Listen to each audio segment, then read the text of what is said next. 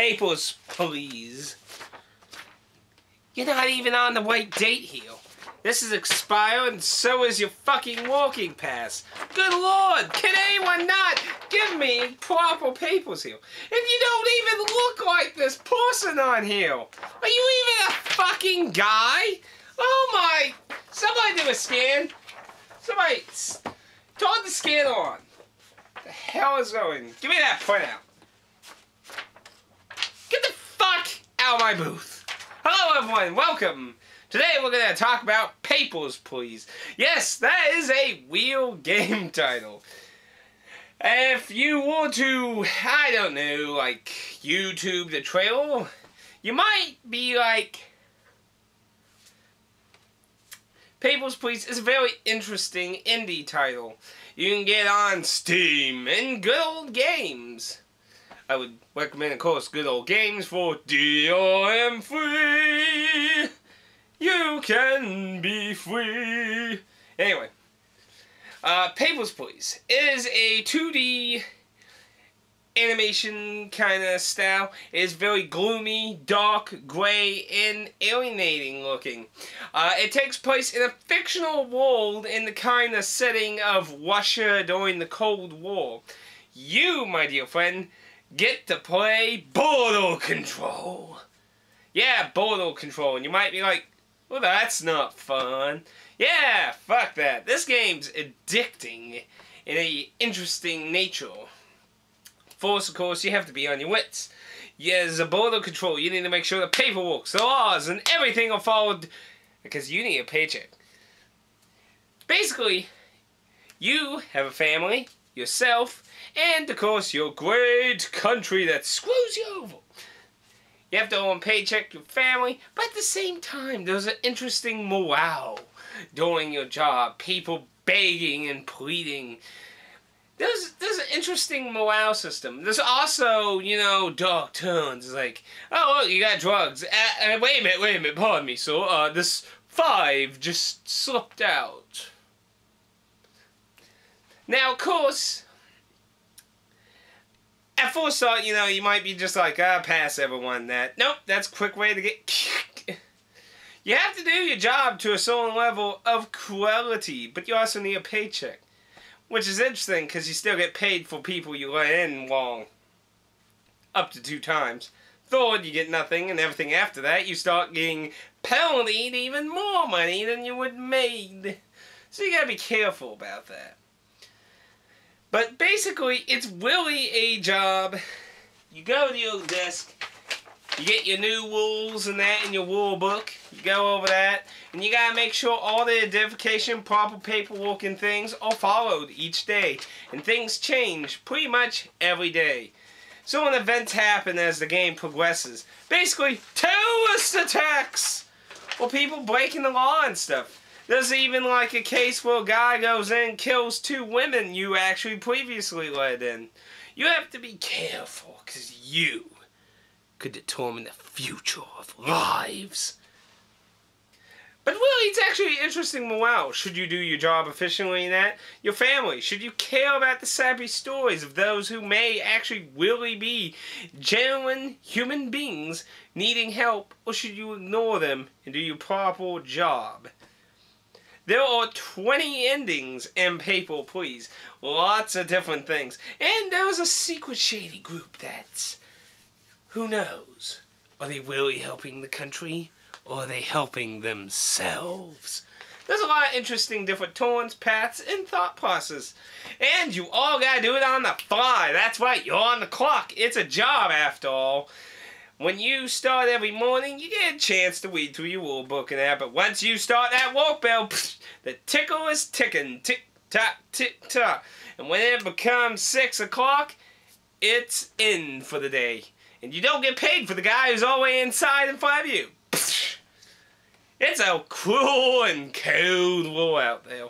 And bills are expensive, real expensive. So look forward to hoping barely paying your bills. Can you survive, Papers, Please? It's a tricky question. It's a very interesting question. It's It's really memorization and double checking everything. And one person would say, how is that fun? Checking symbols, names, and numbers, and codes, and all the paper. I mean, when you talk about, yeah, it's like, how is that fun? But it's really the kind of morality choices in that you do that I find interesting, and trying to do it efficiently and survive with your family. Let me tell you, those bills, oh boy, those bills all build up. Oh, what a harsh country. I wouldn't want to live where he does. And you really actually get to know several characters throughout the story. Whether you will help them, or make sacrifices for them, or screw them over, or let them die. You have many choices and new ways of income that are also presented to you. New characters will present deals and such with you to try and strike benefits for both of you. So, you really...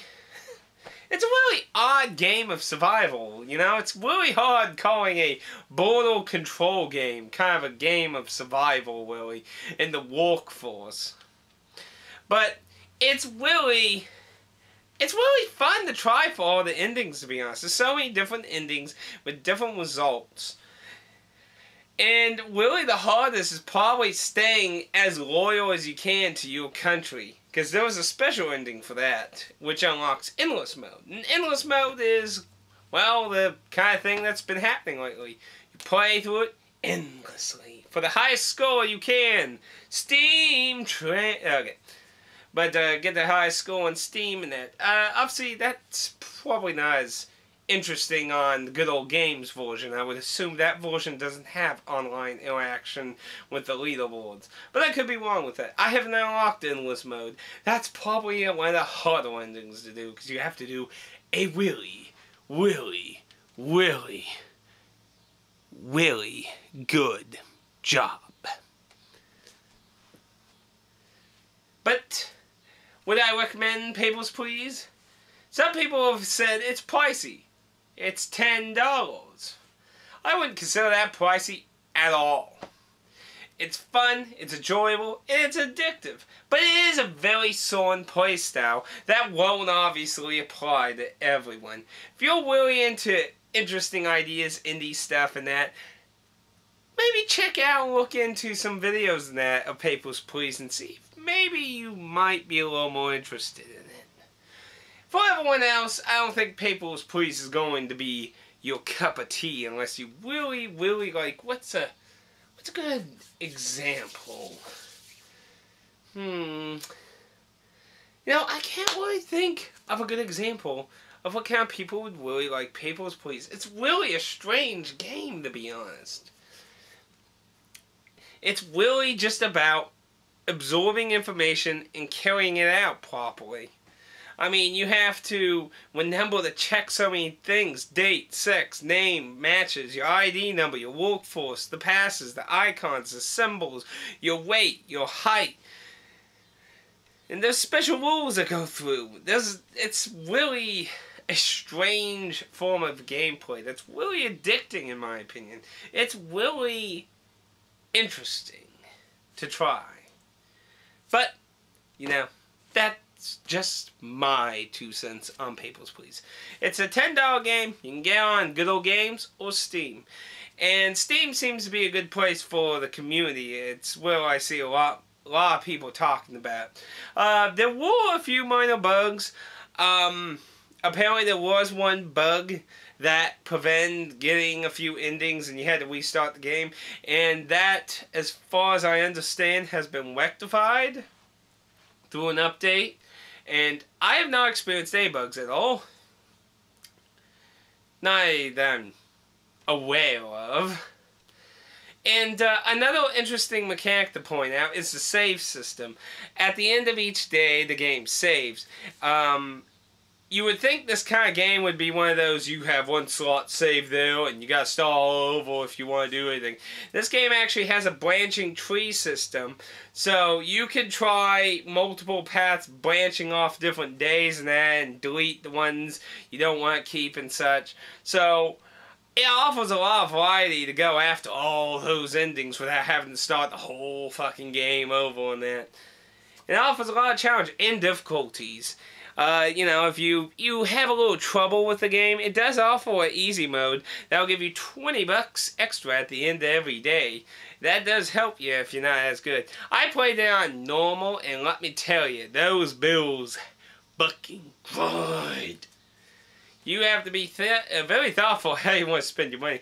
On the upside, I was able to get a good number of endings from my first playthrough, along with mainly keeping the family good health, happy, getting presents, and getting a extra mouth to feed, a home.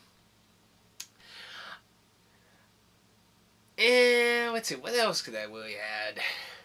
I guess I could talk about the story at this point. So, let's talk about the story that I find interesting. As you play Border Patrol, you get interacted with terrorist people trying to cross in, and, you know, your own government trying to investigate this terrorist group.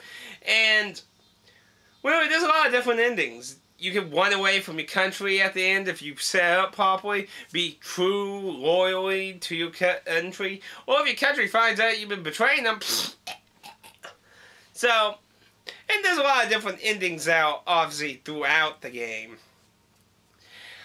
Overall, I really did like Papers, Please, and I highly recommend checking it out if you have any slight interest in the bizarre and odd. But yeah, that's my thoughts.